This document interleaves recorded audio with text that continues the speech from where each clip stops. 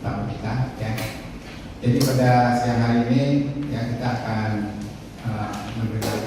mendapatkan ilmu ya, sharing informasi pengetahuan ya dari Bapak Insinyur Timbul Sihombing, IPU ASEAN Eng ya, yang saya sudah banyak sekali pengalaman ya selama 30 tahun mungkin ya. Saya dengan Bang Timbul ini adalah teman satu angkatan di IPB dulu ya, jadi saya satu level sama Bang Timbul ya, cuma beda nasib ini ya. Saya PNS, beliau sudah jadi bos gitu ya. Oke, tapi alhamdulillah saya berterima kasih sekali lagi ya sudah memenuhi undangan kami ya bisa hadir.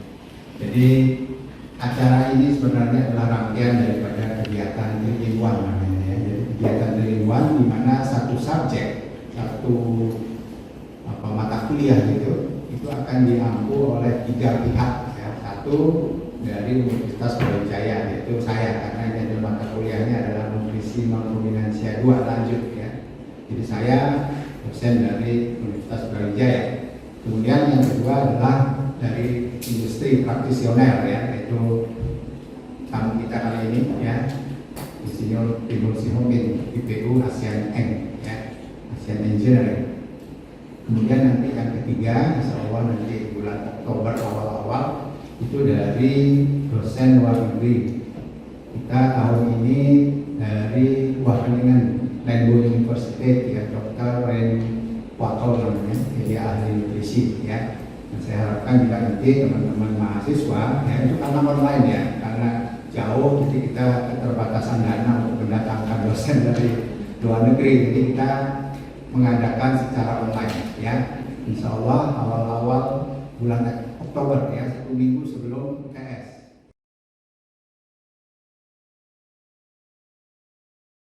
Saya bilang setelah lulus cuma dikasih dana 2 bulan uang bulanan. Setelah itu terserah kamu mau tinggal di Bogor makan apa. Kalau nggak ada makan apa silakan kembali ke Lampung. Kebetulan saya besarnya di Lampung. Saya lahir di Medan tapi besar di Lampung. Ya. Jadi pada saat saya lulus, karena saya butuh makan di Bogor, saya banyak mendekati dosen-dosen untuk proyek, ya, untuk proyek, ya. Walaupun di situ gajinya 60.000 per hari, dibayar 30.000 per hari, oke lah, gitu. Jadi ya, kan saya lihat proposal dana gitu ya, ikut proyek dosen gitu, untuk menyambung hidup di Bogor, ya. Sambil saya mencari pekerjaan, saya sempat menjadi asisten dosen di Bogor waktu itu. Gajinya bagaimana? 600.000 1 tahun. 600.000 1 tahun. Ya, gak apa-apa, ini zaman dulu kan, tahun 89 kan udah besar 89 ya. Nggak tahu bisa beli apa waktu itu. Kemudian setelah lulus, setelah selesai mengikuti beberapa proyek dosen, saya bekerja di salah satu broiler breeder farm di Sukabumi selama 6 tahun.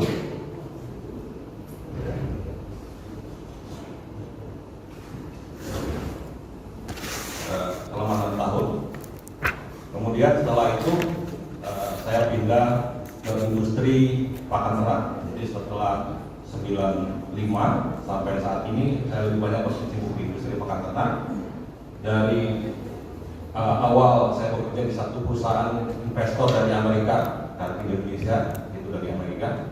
Kemudian saya pindah ke perusahaan investor dari Malaysia, Malindo, Malaysia Indonesia. Setelah dari Malindo saya pindah ke investor dari Korea, CJ, ya waktu itu namanya masih Samsung, CJ ya. Kemudian dari CJ saya pindah lagi ke investor dari Singapura. Ya, investor itu pakan ternak dari luar negeri semua ya, dari Wales ke Singapura. Ya, sebelumnya perusahaan dari Hong Kong kemudian dibeli oleh Singapura. Dari perusahaan Singapura, karena ada satu peternak yang saya cukup kenal dan dia mau mengembangkan industri di Indonesia, khususnya membangun pakan ternak, saya bergabung dengan satu perusahaan lokal, ya, Sunjaya Feed. Ya, kita bangun mulai dari awal sampai berdiri, ya, saya berjalan. Kemudian dari situ saya juga terakhir bekerja di Indonesia. Jadi itu sedikit gambaran perjalanan karir saya, tapi memang lebih banyak saya di industri pakan ternak, ya, industri pakan ternak. Oke, itu perkenalannya, ya. Nanti mungkin saya akan lebih banyak berdiri ya. Saya sudah 12 jam dulu, ya. Ya, saya sudah pegal duduknya. Saya mohon izin nanti berdiri ya, apa ya. Ya. Oke. Nggak pakai itu suara duduk di bawah dengaran ya. Jadi sebelum saya mulai, ini ada satu gambar ya. Karena saya juga terlibat di di ISAR ya. Ini gambar pada saat waktu saya ada kesempatan.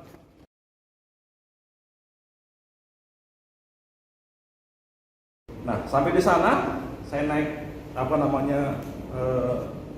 di gradual itu untuk mencapai puncak itu. Ternyata latihan yang saya lakukan selama saya sebelum berangkat itu nggak cukup. Karena di dalam perjalanan saya sampai ke puncak, ada 2 atau 3 kali saya harus tepar itu di pinggir tangga. Ya, tinggi tangganya tidak sama, kemudian juga lebarnya tidak sama, ya, karena dibuat pada zaman yang mungkin yang kurang baik ya, tapi nggak ada zaman sekarang mungkin lebih rapi begitu ya. Dan kadang-kadang kita sudah sampai ke atas, kita anggap itu sudah selesai, ternyata ujungnya masih ada lagi tangganya. Ya. Jadi pada saat saya menaik atau jalan di Great Wall ini, saya punya terinspirasi bahwa seorang yang ingin mencapai puncak top gitu ya, itu memang nggak mudah gitu ya. Saya beberapa kali berinteraksi dengan teman-teman alumni baru pada saat rekrutmen begitu ya. Ya, mohon maaf, saya tolong dikoreksi kalau ini misalnya benar, tapi kalau ini misalnya benar, tolong ini juga menjadi perhatian buat kita ya. Saya perhatikan daya juang ya, fightingnya itu relatif kurang ya dari zaman waktu kami kuliah gitu ya, saya nggak tahu gitu ya. Fighting spiritnya, atau karena sekarang nggak semuanya serba gampang begitu ya, sehingga tinggal klik aja sudah tersedia kan gitu ya. Ya, tinggal klik aja tersedia ya. Ya. Jadi kami dulu, saya nggak tahu mungkin karena tempat tinggal dekat ya. Kalau kami walaupun agak jauh, jalan ke kampus itu masih jalan kaki gitu ya. Jadi saya perhatikan ya, mudah-mudahan saya salah atau tidak terjadi teman-teman alumni Universitas Brawijaya ya.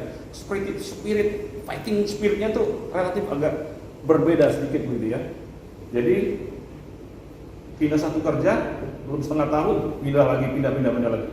Padahal CV kita itu menjadi monumen gitu ya. Orang HR akan melihat karakter kita dari CV. Jangan sampai kita salah membuat monumen kita gitu ya. Jadi artinya pada saat kita mencari pekerjaan, jangan salah memilih tempat pekerjaan gitu ya. Sehingga kesannya kita kalau pindah-pindah itu dilihat dari sisi HR departemen itu menjadi hal yang kurang baik buat kita. Ya. Jadi poinnya dari gambar itu yang saya ceritakan di awal sebelum kita mulai, untuk mencapai getting the top itu, untuk mencapai yang tinggi yang baik itu memang perlu perjuangan, perlu effort yang keluar. Kadang-kadang latihan kita kurang, mungkin kita perlu terkapar gitu untuk mencapai puncak gitu ya.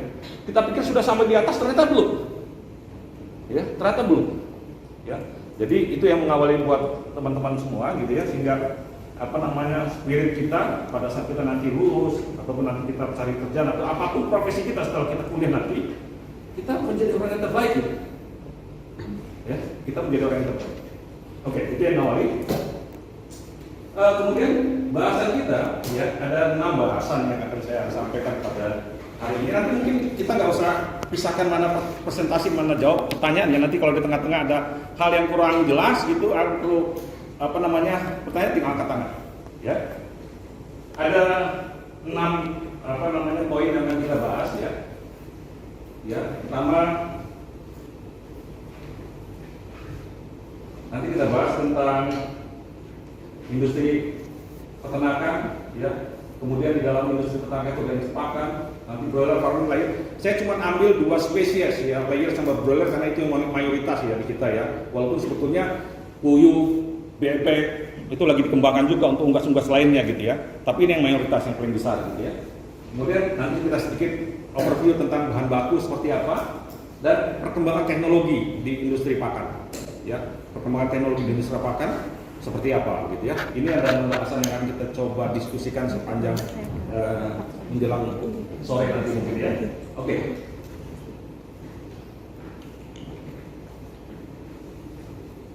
Ini dulu buka wawasan kita pertama ya. Buka wawasan kita pertama. Ya. Beberapa waktu lalu Ibu Menteri Keuangan Sri Mulyani kaget bahwa industri kita itu perputaran uangnya cuma luar biasa, ya, 500 sampai 600 triliun dengan 15 juta pegawai yang terlibat di dalam industri itu. Saya bandingkan dengan industri mobil cuma sekitar 100 sampai 150 triliun per tahun, ya. Jadi industri kita, ya, kelihatannya kurang keren dari industri mobil, tapi uang yang terlibat di dalam industri ini luar biasa besar. Ya, luar biasa besar, 500 sampai 600 triliun. Ya. Jadi efek dari hal yang membuat industri ini tergoncang, misalnya ada hal-hal yang membuat industri ini terganggu, pasti impactnya ke orang-orang yang makan 15 juta itu. Ya, itu belum termasuk keluarganya ya. Kalau kita kali 2 aja kurang lebih 30 juta. Misalnya dia kerja, dia punya keluarga 2 anggap aja, anak 1, istri 1 gitu. Kurang lebih 30 juta yang terlibat, yang menikmati, yang merasakan, yang secara tidak langsung terlibat di dalam industri ini. Jadi saya mau katakan teman-teman lihat, ya banggalah jadi anggota Fakultas Peternakan atau di industri ini gitu ya, karena keterlibatan bisnisnya luar biasa. Sehingga begitu sadar Ibu Menteri Keuangan perputaran uang di industri ini besar, banyak hal kebijakan yang terkadang quote-unquote memberatkan gitu ya. Karena selama ini mungkin banyak yang dibebaskan pajak macam-macam gitulah ya. Kalau nanti kalian di luar kerja banyak. Tapi sehingga akhirnya kesannya gitu loh ya. Oh, ternyata besar, harusnya banyak dipajak. Misalnya satu contoh gini yang sederhana saja ya gitu ya. Ada salah satu bahan baku yang diimport gitu ya dari luar. Waktu itu tidak dikenakan PPN. Ya, enggak dikenakan PPN. Kemudian di dalam kebijakan peraturan baru dikenakan PPN. Ya, dikenakan PPN. Waktu itu ada kesalahan di dalam proses pembuatan peraturan, ya. Pada saat peraturannya itu dibuat, bahan baku itu untuk di Kementerian Pertanian, Peternakan khususnya, tidak tercantum, tapi di Kementerian Perikanan tercantum gitu ya. Kemudian akhirnya karena barang itu masuk terus, dan kita tidak bayar pajak, itu didenda gitu ya. Dendanya luar biasa, angkanya triliunan, 5 sampai 7 triliun. Ya. Jadi bukan uang kecil maksud saya mau katakan itu saja gitu. Ya. Jadi sekarang kesannya ada hal-hal yang mungkin dulu kita nikmati agak relatif lebih bebas begitu, sudah dikenakan macam-macam lah. Karena lihat, wah ini uangnya banyak ternyata. Ya, sekalipun kelihatannya becek-becekan itu kerjanya gitu, tapi uang yang berputar besar, 500 sampai 600. Itu yang pertama. Ya, kemudian kita juga harus lihat makro sedikit ya. Saya punya gambar, teman-teman harus paham juga karena kita ini bicara umum, kita harus bicara makro juga karena teman-teman sebentar lagi akan meninggalkan kampus ini gitu ya. Kalau kita bicara makro, gimana sih industri peternakan kita gitu ya? Di dalam situasi yang sulit sekalipun, kalau kita bandingkan dari tahun 2021 misalnya, 2020-2021 kita masih tumbuh kurang lebih 3,5%-an gitu ya. Sektor peternakan tumbuh juga kurang lebih hampir 6,5%. Ya, jadi saya mau katakan bahwa di dalam krisis COVID yang baru yang sedang berlangsung walaupun sudah hampir selesai, saya tidak tahu ya. Normal saya tidak pakai masker ya, aman. Gitu ya. Industri peternakan kita masih maju, ya. Walaupun sempat ada goncangan, tapi recovery terhadap industri ini akibat COVID relatif lebih baik daripada industri yang lain. Ya, itu gambarannya. Ya. Kemudian ini BRI lakukan investigasi juga dari GDP, growth ekonomi, semuanya mendatangkan indikator-indikator yang positif. Jadi secara makro, industri kita memberikan kontribusi yang positif gitu untuk kemajuan ekonomi Indonesia. Ya, jadi sehingga sektor ini menjadi satu sektor yang menjadi highlight untuk pemerintah untuk terus dikembangkan. Makanya kalau ada apa-apa sedikit pun misalnya harga telur naik sampai presiden bicara, telur naik sampai presiden bicara, jagung sampai ke presiden terus berusaha karena menyangkut hajat orang banyak gitu ya, kurang lebih. Oke, itu gambaran makroekonominya. Bicara konsumsi, kita masih rendah, ya. Walaupun setiap tahun, ya kalau setiap tahun kita lihat sini ya, setiap tahun ada tumbuh, baik sapi, poultry, babi, kemudian telur gitu ya. Tapi kalau kita bandingkan dengan negara Malaysia, dengan negara tetangga, kita masih jauh sekali. ya tingkat konsumsi kita. Ya. Jadi kalau untuk mengukur tingkat konsumsi kita, yang paling gampang mengukur adalah seminggu kita makan ayam berapa kali? Seminggu kita makan telur berapa butir? Ada yang makan seminggu 5 kali, tiap minggu, tiap hari makan ayam? Boleh angkat tangan? 5 kali? Maksudnya seminggu 5 kali? Tiap hari? Satu berapa kali? Oh banyak juga ya? Banyak. Ya, lebih nggak? Punya dia warung ya. Yang lainnya masih belum banyak itu sih, masih 10%-an yang angkat tangan. Ya, ukurannya begitu. Ya, masih kalau kita bandingkan, bayangkan Malaysia makan ayam itu kalau bicara kilogram per kapita 5 kg per kapita per tahun. Bandingkan Indonesia hanya 8. Ya, 8 itu berapa kali lipat? Masih seperti namanya di bawah 6 kalinya Malaysia gitu. Kalau telur, siapa yang hampir tiap hari makan telur nih? Atau seminggu 3 kali deh? Ada yang akan seminggu 3 kali telur?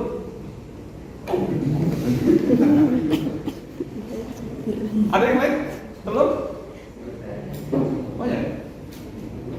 Telur itu protein yang paling murah sebetulnya ya. Telur yang paling murah ya. Jadi apa namanya? Itu gambarannya. Itulah gambaran.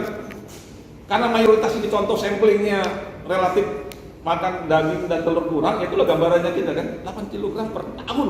Kalau dibagi per hari itu berapa gram?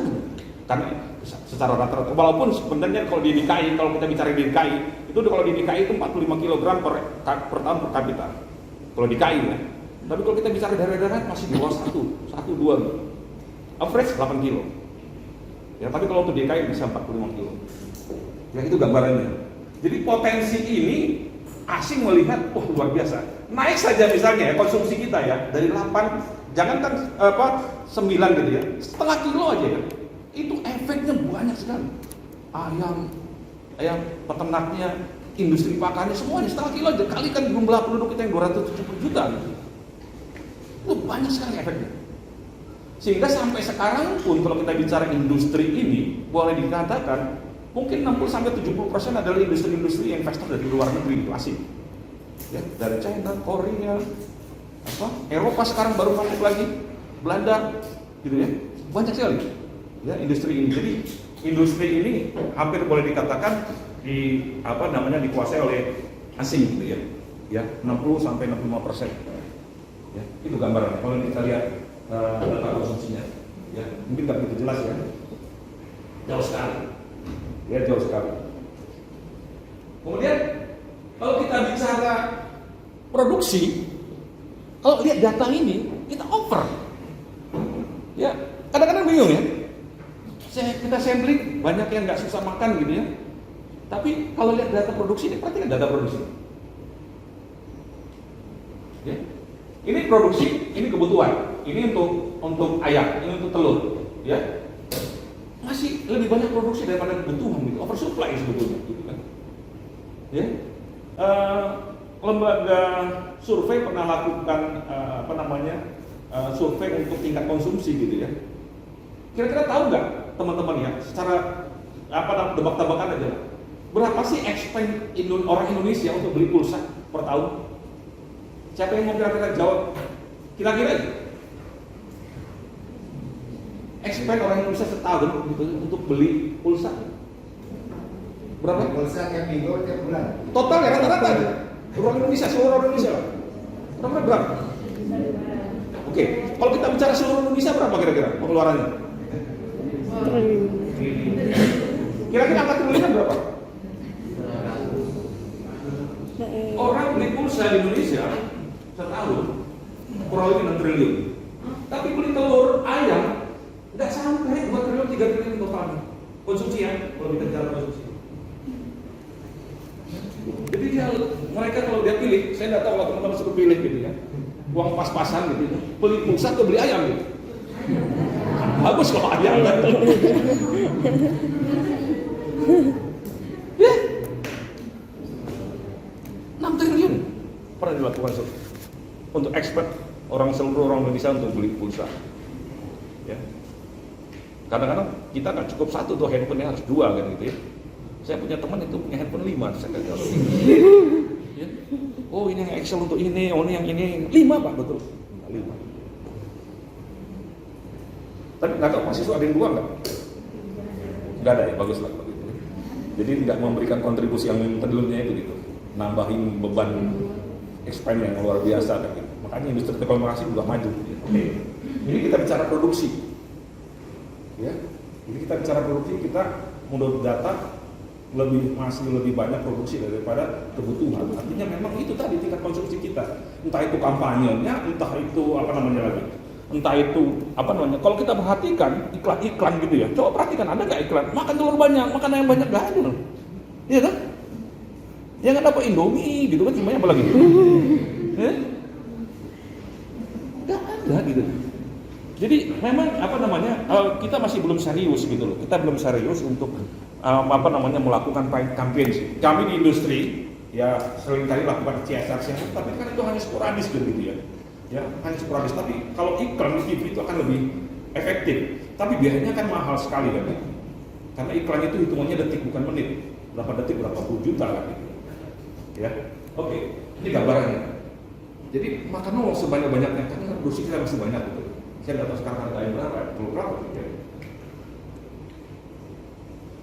Nah, orang asing melihat Indonesia itu ini indikatornya. Ya, yang pertama dia lihat adalah saya baru 1 bulan lalu pulang dari ada acara konferensi di Bangkok gitu ya, fit teknologi juga. Mereka apresiasi untuk Indonesia karena recovery terhadap dampak COVID di industri, maksudnya di industri kita itu relatif lebih cepat dibandingkan Malaysia, Thailand, Vietnam sekalipun begitu ya. Bandingkan GDP-nya, angka GDP.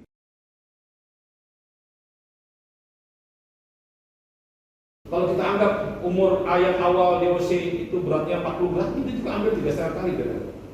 Kalau dari 0 sampai umur 49 hari, kurang lebih 90 kali tumbuhnya. Luar biasa ya. Nah, ini semuanya dilakukan dengan cara rekayasa genetik, ya, rekayasa genetik. Saya pernah belum lihat ayamnya ya, lihat gambarnya ada ayam dari Israel. Itu ayam dari Israel itu nggak ada bulu dia, nggak ada bulunya dia. Nah, asumsinya apa?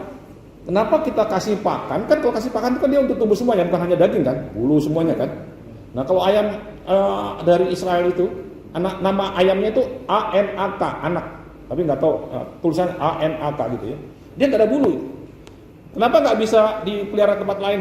Ya bicara tentang animal welfare, ya HAM-nya ayam, ya kasihan ayam itu harusnya ada bulu itu kan sebetulnya untuk melindungi dingin gitu kan ya. Sebetulnya gitu kan ya. Nggak bisa dikembangkan karena cuma itu hanya riset gitu. Tapi ada ayam itu, ya rekayasa genetik. Ini tumbuhnya luar biasa, ya. Jadi jangan takut makan ayam gitu loh. Ya, kadang-kadang tumbuhnya cepat gitu kan orang-orang tua kita. Ya. Makan ayam takut, ayam broiler gitu. Lebih senang ayam kampung kan gitu ya. Padahal sebetulnya karena rasa aja, tes aja kan gitu ya. Ya. Bayangkan nanti kalau penduduk Indonesia tambah berapa ratus juta lagi gitu ya. Ya, sanggup nggak produksi ayam di Indonesia untuk memenuhi kebutuhan manusia? Kalau misalnya tingkat ekonominya naik, secara otomatis kecenderungan orang untuk expand itu kepada protein, gitu ya, bukan ke karbohidrat. Ya, ini luar biasa. Nah ini genetiknya tumbuhnya luar biasa. Ini data kenaikan berat badannya, ya, luar biasa sekali pertumbuhannya kan. Ya, nah performance ini akan terekspos muncul gitu kalau ya ayam ini tumbuh dalam kondisi yang sesuai dengan kebutuhannya dia. Ya, ayam ini bicaranya seperti ini ya, artinya gini, dia kan nggak bisa komplain kan dia. Jadi kalau ibaratnya kalau saya ingetin teman-teman kita di lapangan misalnya ya, si ayam ini selalu protes begini ya. Misalnya dimarahin sama pimpinannya, ayamnya nggak mau tumbuh. Terus kalau ayamnya mau ngomong, bagaimana gua mau tumbuh? Panas aja kurang, makannya nggak kasih gitu, makannya nggak cukup gitu ya. Macam-macam gitu loh. Jadi nanti kita belajar sensitivitas, ada beberapa indikator yang kritikal point aja untuk gambaran global aja buat kita. kenapa misalnya sensitivitas unggas, terutama ayam potong, ayam broiler ini sangat sensitif sekali dengan environment, karena itu tadi rekayasa genetik itu ada positif dan negatifnya. Positifnya dia tumbuh lebih cepat, tapi negatif side itu juga ada. Ya, sensitivitas terhadap environment itu juga sangat berpengaruh terhadap kemampuan dia untuk tumbuh lebih cepat. Ya, kemampuan dia untuk tumbuh lebih cepat. Ya, ini satu contohnya. Oke, ini rantai supply chain kalau kan dia ada bisa lewat aja. Oh nanti bisa. Oke, saya minggu lalu baru pulang dari Pontianak. Ini gambarannya, ya. Gambar ini baru minggu lalu ini saya tahu tanggal 17 bulan 9 ya. Ini kandang broiler seperti ini. Ya, bandingkan dengan kandang-kandang broiler yang di Jawa Barat ya. Walaupun di sana juga sudah mulai ada yang beberapa modern, tapi masih lebih mayoritas seperti ini kandang-kandangnya. Ya. Jadi ini mungkin akan lama-lama juga akan hilang karena produktivitasnya rendah, biayanya tinggi, mereka akan selalu relatif rugi gitu ya. Mungkin mereka akan berubah. Ya. Saya sudah sarankan untuk menggunakan kandang-kandang yang relatif modern. Pilihannya gitu saya bilang, kalian pelihara ayam, kalau di sana istilahnya kalau rugi itu sobek ayam, sobek uang. Kalian mau sobek uang atau mau pelihara ayam gitu? Ya. Kalau mau sobek uang, pelihara ayam seperti ini. Ya. Nggak bisa lagi. Ya, nggak bisa lagi karena harga bahan baku pangan mahal, pakannya mahal, harga end produknya juga sangat pengaruh dengan konsumen akhir gitu ya. Inilah salah satu-satunya industri menurut saya gitu ya. Kita tahu biaya produksinya berapa, karena input biosinya ada, pakannya ada, biaya tenaga kerjanya ada. Pada saat mau dipanen, ya harganya ditentukan tuh bukan dari peternaknya, tapi dari pasar. Ya, kalau misalnya supply demand-nya lagi banyak, ya, walaupun misalnya katakan biaya operasional kita untuk memproduksi 1 kilo itu 20.000 gitu ya, pasar 15.000 nggak mau dijual. Kalau nggak dijual, akhirnya makin besar makin murah, ya, makin banyak mati, makin rugi gitu kan. Jadi nggak bisa kita punya banyak pilihan walaupun kita punya import produksi, data import produksi, tapi pada saat end product pada saat dijual tergantung supply demand. Ya, makanya saya bilang, nah ini juga. Nah, karena sekarang sudah mulai lebih mengarah ke efisiensi. Memang masih belum ada yang langsung ke model sistem yang 100% otomatis. Tapi ada yang mereka lakukan dengan menggunakan kandang baterai. Ini layer, ini broiler, tapi kandangnya baterai. Ini pemeliharaannya dengan baterai seperti kandang telur. Ya, ya, seperti ini. Jadi modernisasi kandang itu sudah menjadi satu hal yang menjadi satu keharusan. Makanya kalau peternak rakyat mereka mau modernisasi kandang, ketergantungan dengan biaya juga besar. Ya walaupun ada banyak usaha-usaha untuk membuat funding buat mereka untuk improve kandang, fasilitas kandang, yang akhirnya mereka juga ketergantungan dengan yang besar gitu. Makanya saya katakan tadi, saya sangat naikkan lagi kalau masih ada istilah peternak rakyat gitu ya. Nah ini kandang broiler di cage. Ini kandang ini ada di China, saya pernah datang 3 atau 4 bulan lalu gitu ya. Ya, satu lokasi itu kurang lebih 1,6 juta ekor. Ya, 1,6 juta ekor. Ada 2 lokasi dia berdekatan, yang satu 900.000, yang satu 600.000, kurang lebih 1,5 juta ekor. Ya, kita kesana itu seperti kayak bukan kayak kandang-kandang. Kalau kandang ini kan kesannya bau gitu ya, nggak ada baunya. Ya, yang kerja juga nggak banyak. Ya karena udah semua otomatis ya. Kematiannya 1,6 juta itu cuma 0,3%. Di bawah 1% luar biasa kan. Pasti mereka murah sekali. Ya, jadi arahnya udah ke efisiensi gitu. Ya, kandangnya seperti ini. Oke. Kami pernah melakukan riset. Ya bukan riset, dari hasil data-data yang kita kumpulkan selama data-data dari customer kita dari customer kita. Saya coba hitung apa sih yang membedakan cost terhadap tipe kandang misalnya. Ya, itu ada tipe kandang yang dari cages, ya, ini dari cages, ya, closed house, semi closed house, kemudian ini cages yang dari baterai, gitu ya. Ini yang open. Jadi kalau kita lihat costnya, memang lebih murah yang cages gitu. Ini broiler ya. Kemudian yang kedua closed house tapi yang closed house. Yang ketiga semi, yang keempat open house. Ini fit cost ya. Ini aktual data ini. Data-data yang kita kumpulkan aktual data. Ya, jadi bukan ini. Jadi semua data-data customer performance-nya kita hitung fit cost-nya gitu ya. Selama tahun 2021 ini data. Jadi sesuai dengan teorinya nih. Ya, kalian kalau punya ide penelitian coba aja lihat bandingkan nanti untuk kandang cages dengan kandang yang close house gitu, bandingkan cost-nya gitu kan. Kaitannya dengan performance pertumbuhan berat badannya kan gitu ya, dengan kematian indikator yang Anda tahu itu sedikit bisa membuat ide buat penelitian gitu yang sederhana gitu. Ya ini hipotesanya itu kami buktikan dengan data yang empiris yang kami kumpulkan dari customer kita. Karena memang karena cages itu lebih murah. Gitu. Ya, fit cost-nya, ini kan fit cost yang belum termasuk biaya operasional, hanya bisa bicara fit cost itu.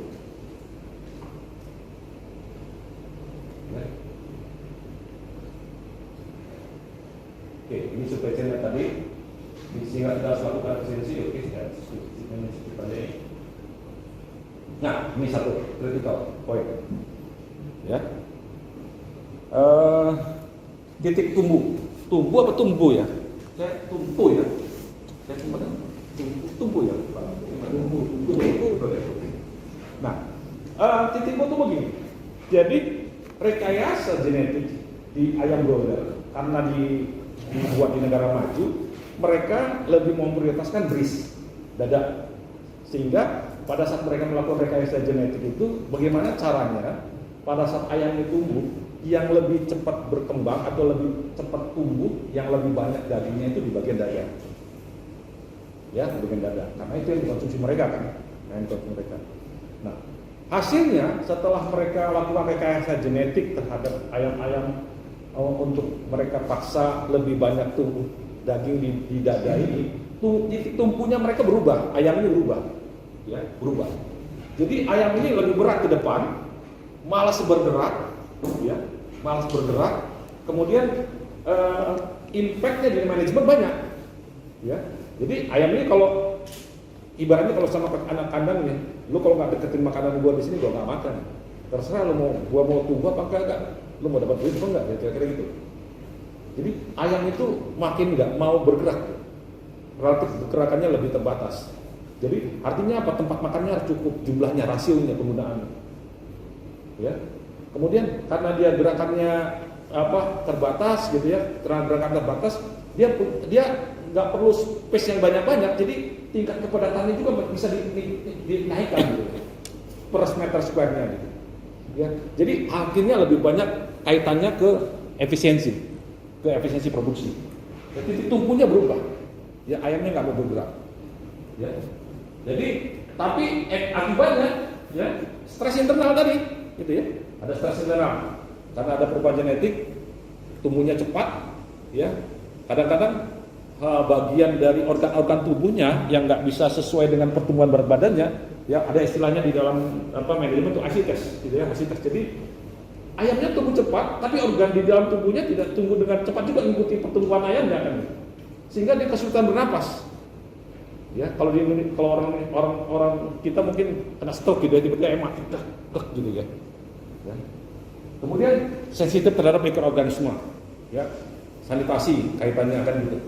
Apalagi, jadi manajemen kan, jadi kaitannya ke manajemen. Jadi kalau kenapa tadi waktu saya bicara sama Pak Bang Irfan ya, tadinya saya belum banyak fokus ke feedback ya. Tapi saya pikir feedback itu bagian daripada manajemen ya. Artinya kalau pakan kita baik, kalau manajemen kita nggak baik, hasilnya kurang baik. Tapi kalau manajemen kita baik, pakannya relatif kurang baik, relatif lebih baik, ya, relatif lebih baik. Jadi feedback itu nanti akan lebih banyak, nanti kita belajar tentang bagaimana cara mengontrol kualitas bahan baku, ya. Jadi ini titik tumbuh satu critical point. Ya, critical point kedua adalah suhu tadi saya katakan tadi. Ini, ya, teman-teman kita monitor sekali untuk mengukur suhu di kandang ayam gitu. Ada yang tahu nggak ya? Saya nggak tahu, mudah-mudahan untuk mengukur suhu tubuh ayam itu di mana yang diukur? Rektal. Hah? Rektal. Rektal benar. Ya, jadi seringkali gini. Jadi untuk memastikan, misalnya kadang-kadang, misalnya suhu kandang yang dibutuhkan 30 derajat, ya. Tapi kok ayamnya masih kelihatannya belum nyaman gitu ya. Karena penyebaran suhunya itu tidak rata. Karena kandang sekarang panjang-panjang kan, 110 meter. Ya, jarang sekali kita ketemu kandang yang 15 meter sekarang. 110 meter. Bayangkan kalau misalnya ada heaternya nggak cukup. Monitor kita kalau kita lihat suhunya benar 32, misalnya katakan 32, 33, tapi kok ayamnya kelihatannya masih kurang nyaman. Yang kita ukur adalah berapa sih suhu yang diterima si ayam terhadap suhu lingkungan. Ya kita ukur suhunya dari rektalnya. Ya, itu yang paling gampang. Jadi kita ngeliat, oh ternyata suhunya walaupun di sistem monitor kita cukup, tapi nggak merata. Ya, itu menjadi kendala. Memang modernisasi kandang butuh SDM yang lebih andal untuk mengoperasikan sistem kandang. Satu contoh misalnya, ada ayam yang satu kandang isinya 58.000, mati listriknya nggak sampai 15 menit, matinya 35.000. Ya, 58.000 matinya 35.000, mati listrik ayamnya, listriknya nggak nyala, cuman kurang lebih 15 menit. Ya, memang risiko, tapi kandang yang modern itu kan banyak sekali sensor-sensornya kan gitu ya. Sensornya error aja, seharusnya suhunya misalnya misalnya kipasnya jalan nggak nyala, alarmnya nggak nyala, itu tadi pengalaman ada customer kita matinya 35.000 ya. Ya, itu di luar positif side-nya modernisasi, tapi SDM-nya yang handal juga sangat diperlukan untuk mengoperasikan kandang itu, gitu ya. Nah ini tadi saya katakan suhunya monitor sekali, ya karena sensitif sekali si ayam ini tumbuh baiknya, walaupun kita tahu ada indikator tadi target berat badannya seperti apa, kebutuhan pakannya seperti apa, tapi kalau suhu yang nggak bisa sesuai dengan kebutuhan si ayam, dia akan nggak bisa tumbuh dengan baik. Ya, tadi yang pertama titik tumpu, yang kedua suhu. Ya walaupun ada faktor-faktor lain, tapi dua poin ini yang saya sangat highlight untuk kita sama-sama pikirkan dulu. Ya. Ya. Jadi kalau dari hasil dari hasil riset yang dilakukan oleh ini ya, dia DOC yang terkena stres dingin hanya sekitar 45 menit akan menghasilkan berat lebih ringan 109 gram. Ini kan bisa hipotesa nih, ya. Kalau teman-teman punya ide penelitian juga bisa diambil dari sini, gitu kan? Ini hipotesa kan? Jadi perbedaan suhu itu sangat sensitif sekali dengan pertumbuhan si ayam, gitu. Ya, karena tadi rekayasa genetik itu impact-nya dia akan lebih sensitif terhadap lingkungan. Oke. Nah, ini lagi satu stressing lain. Jadi sekalipun ayam itu misalnya gini kan, kalau kita monitor kandang, misalnya kita melakukan monitor kandang, kan kita kadang-kadang perlu tahu historinya kan gitu ya. Ya, perlu tahu historinya apa sih sepertinya mismanagement yang terjadi pada saat ayam ini tumbuh dari awal sampai misalnya umur 14 hari atau 21 hari. Ya, kita bisa lihat dari sayapnya. Ya. Ini garis-garis ini stressing line namanya. Ya. Jadi kalau ada garis sayap seperti ini, si ayam mengalami stres. Ya. Makin banyak, misalnya ini garisnya gimana kalau di tengah? Berarti dia misalnya ini ayam umur katakan 14 hari. Kalau dia misalnya terjadi stressing umur 7 hari, stressing line itu ada di tengah ini. Ada lagi misalnya kerusakan di bagian-bagian sayap ini. Itu adalah faktor dari manajemen awal, misalnya entah panasnya nggak cukup, stretching line. Jadi bisa kita lihat terjadi umurnya berapa, ya, manajemen faktornya apa, gitu bisa kita lihat dari sayap ini. Ya, ini yang untuk saudara kalau teman-teman kita di lapangan, kalau misalnya ada kan mereka kan punya jadwal rutin untuk monitor perkembangan ayam ya, mereka akan lihat dari sayapnya aja. Jadi kalaupun si anak itu cerita AIWAI, tapi dilihat cerita ini dia bisa lihat kira-kira apa yang terjadi pada awal-awal pemeliharaan ayam ini. Entah itu 7 hari, 14 hari, 21 hari, dan bisa dilihat dari sayapnya.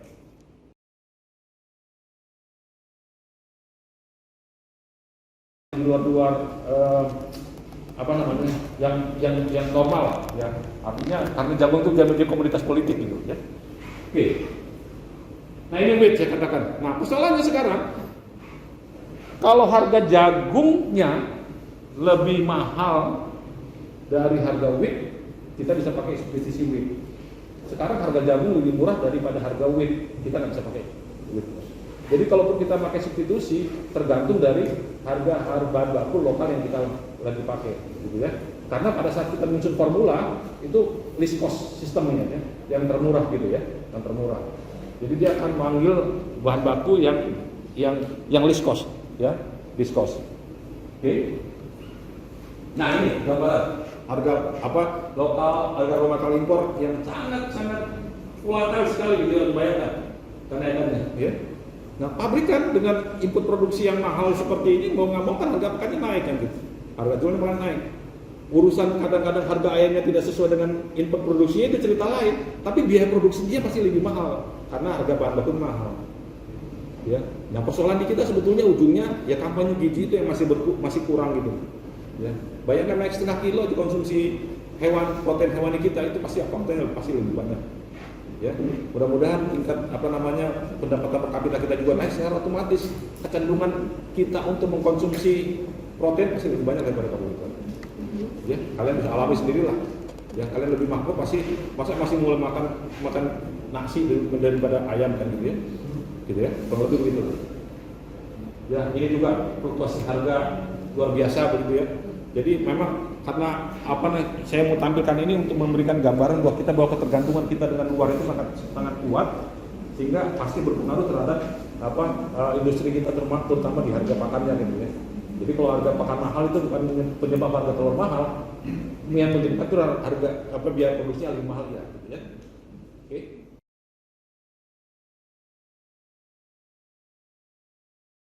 Nah, ini rasio penggunaan kalau kita lihat formula ya. Masih relatif lebih ini broiler kayaknya lokal gitu ya. Ya. Kemudian ketersediaannya bayangkan ini masih impor ya. Ini kita embel masih impor semua, sehingga masih impor semua.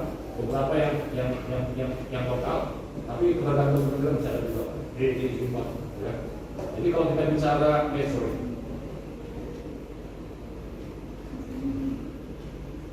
Jadi kalau kita bicara proporsi masih untuk di broiler masih 36% impor, untuk di layar hampir 30% ya, kurang lebih. Ya.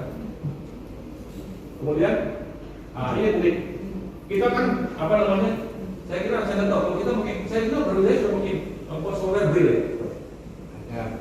Ada Memang berbayar ya. Oh berbayar, dia memang berbayar gitu. Dia berbayar. Ya. Software untuk bikin formulasi itu kan ada 9 ya. Kalau nggak salah Pak Rosadi itu kan salah satu di nutrisi ya, beliau. Saya pernah lihat ada program dia yang Excel gitu ya. Jadi nutrisionis sekarang sudah lebih bermudah dengan adanya software seperti ini gitu ya. Zaman saya masih dulu awal tahun 90-an masih pakai program yang sederhana namanya Mix It 2 Plus. Ya prinsipnya dalam pembuatan software ini gini, misalnya kita mau buat pakan, katakan pakan broiler gitu ya. Pakan broiler. Kemudian kan kebutuhan pakan broiler pada umur sekian ada. Dan buat itu di ini kita di data kita. Oh proteinnya sekian, sekarang sekian, fatnya sekian gitu kan. Database bahan baku ada. Ya, database bahan baku ada, database harganya ada. Kemudian kita pakai running track gitu ya, keluar. Karena list cost dia akan cari bahan baku yang list cost itu yang paling murah gitu. Untuk menyusun formulasi langsung keluar. Oh bahan baku ini jumlahnya sekian gitu. Ya. Nah, persoalannya di kita adalah pada saat teman-teman kita orang nutrisionis atau formulator itu menyusun formula langsung udah jadi gitu ya. Bahan baku dari database-nya itu sesuai nggak dengan database-nya yang ada di Google itu dan persoalan besar. Artinya gini, katakan kan jagung kan ada yang kadar airnya 14%, 15%, 17%, 18%. Waktu di running dia gunakan jagung 18%, padahal digunakannya 14% kan pasti beda kan, betul ya? Ya, jadi seninya ke sana aja. Satu lagi seninya adalah nanti lihat bahan bakunya. Artinya gini, lihat data bahan baku yang diambil pada saat waktu dibuat sistem formula itu, ya. Kemudian dilihat karena gini, kita bisa maksakan juga waktu menyusun sistem formula ini. Oh kita mau paksakan penggunaan dedak yang misalnya di dalam waktu di running keluarnya misalnya dedak 15% ya. Kemudian kita mau paksa 25% bisa, tapi nanti ada beban kos yang di ujungnya biasanya gitu. Ngerti ya? Jadi kalau orang bikin gambarannya. Jadi permainannya sudah lebih banyak ke apa namanya ke sistemnya ya gitu ya kalau untuk nutrisi ini. Jadi orang-orang nutrisionis ini lebih banyak bicara tentang arti nutrisi ya macam-macam ke bahan bakunya, spek ke bahan bakunya. Ya, tapi kalau formulasi sudah lebih banyak sederhana. Jadi yang paling banyak dipakai Braille, base system formulation ya, gitu ya. Walaupun yang sederhana juga banyak sekarang. Excel pun bisa dipakai, ya. Excel pun bisa dipakai gitu. Ya. Sudah lebih mudah. Nah, secara keseluruhan kalau kita bicara membuat formulasi, ya, ada faktor ini selain food quality-nya, manajemen ayamnya, status ayam, jadi tidak hanya di kualitas pakannya gitu. Jadi ada faktor manajemennya sama ada faktor status kesehatan ayamnya gitu. Ya, jadi bahkan teman-teman kita yang di formulator nutrisi ya, dia sangat memperhitungkan misalnya untuk daerah tertentu sampai apa namanya environment, suhu, curah hujan, itu kan pengaruh karena kaitannya ke ini ayam, ya, ya. Kalau kelembabannya tinggi, suhunya tinggi, diatur. Karena kalau misalnya ayam sakit, kualitas pakannya bagus, nggak akan muncul performance tadi. Jadi banyak faktor. Jadi pada saat teman-teman kita formulator nyusun langsung itu tidak hanya di kantor nyusun selesai jadi itu, tapi dia juga lihat di kondisi di lapangan, ya.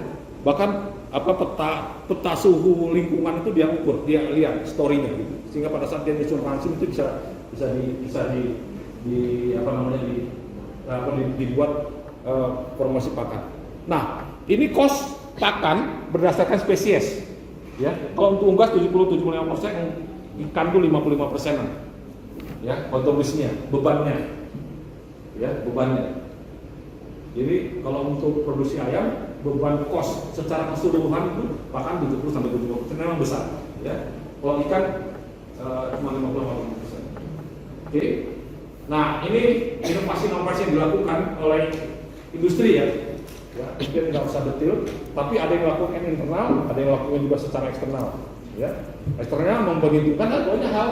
Ya, kalau eksternal kebanyakan lebih banyak yang lain. Makanya saya katakan tadi formulator pada saat mereka running formula tidak hanya di atas meja ukur selesai gitu selesai formula enggak, tapi dia sangat memperhitungkan sekali dengan apa kadang-kadang malah ada daerah berbeda, jenis pakannya sama, tapi speknya beda karena environment-nya beda. Kayaknya pada COVID intensnya gitu kan nggak cukup. Misalnya karena yang udah tentukan, COVID intensnya 100 gram misalnya kan. Kalau misalnya panas kan nggak sampai 100 gram, 50 gram, berarti kan adjust nutrisinya. Kurang lebih gitu logikanya. Ya, jadi pernah dilakukan ya sekali dilakukan. Jadi tidak hanya sebatas running kalau udah ada software udah lebih mudah enggak. Tetap juga dilihat lingkungan seperti apa ya. Oke.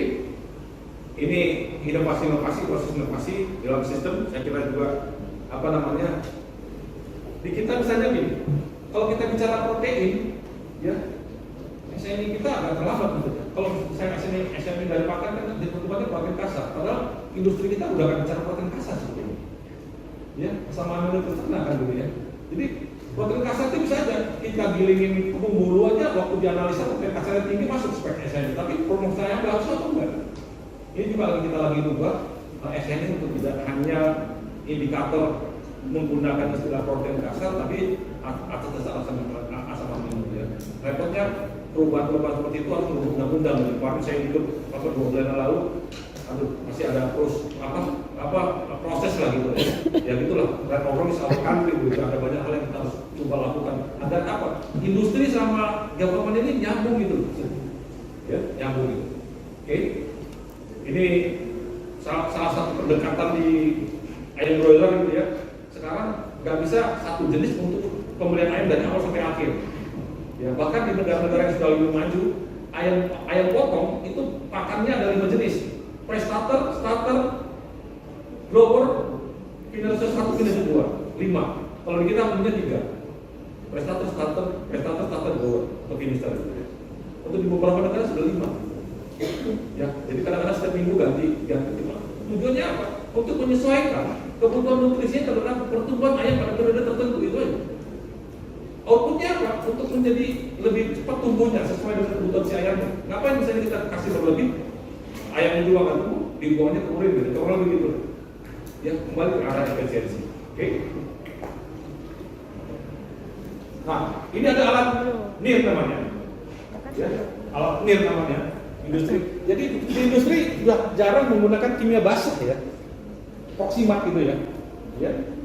NIR ini NIR spektrometer, ya. Untuk analisa proximat, analisa protein, lemak, cuma hitungan 3 menit itu keluar hasilnya. Ya. Harga Indonesia masih cuma 1,2 miliar ya, 1 unit ini. Ya. Indonesia sudah pakai ini untuk kecepatan mendapatkan hasil. Jadi sebelum pakan itu diproduksi, sebelum pakan itu didistribusikan sudah dianalisa dengan. Tapi tetap kimia basah tetap dipakai, alat itu dipakai, proses itu dipakai untuk hanya kontrol aja. Tapi sekarang di Indonesia sudah lebih banyak menggunakan alat ini, entah itu untuk menganalisa bahan baku, entah itu untuk menganalisa finish feed. Ya, tapi memang perlu kalibrasi untuk bisa mendapatkan hasil yang baik. Ya, jadi sudah tidak pakai proximat lagi. Ya, sudah tidak pakai proximat lagi ya. Oke. Nah ini dipakai bukan hanya di industri feed ya, di industri food juga dipakai, di chemical juga dipakai, di farma juga dipakai. Karena sampel yang dianalisa bukan hanya padat, cair juga bisa. Ya, bentukan cair juga bisa dianalisa. Ya, untuk mengukur kualitasnya. Ya, NIR ini membantu sekali untuk industri. Ya, NIR ini membantu sekali untuk industri. Ya. Nah ini sampelnya ya, nah itu jagung, air bisa dianalisa ya. Oke. Ini terakhir, slide terakhir. Ya, slide terakhir saya sengaja ada gambar ini. Ya, ada kalau kita mau bertemu masa depan itu kita harus siap menghadapi perubahan. Saya kayak dulu sini sempat pakai Nokia, Nokia. Ya ada, masih ada banyak yang pakai Nokia dulu. Nokia itu kan terlalu connecting people ya. Sekarang disconnecting people gitu. Betul ya? Handphone nggak mau ikut perubahan. IBM juga begitu ya. Tahun 1911, tahun 1991 lenyap gitu IBM. Ya. Apalagi yang lenyap sekarang terakhir ini? Produk, ya, bukan handphone sekarang ya. Ya. Jadi teman-teman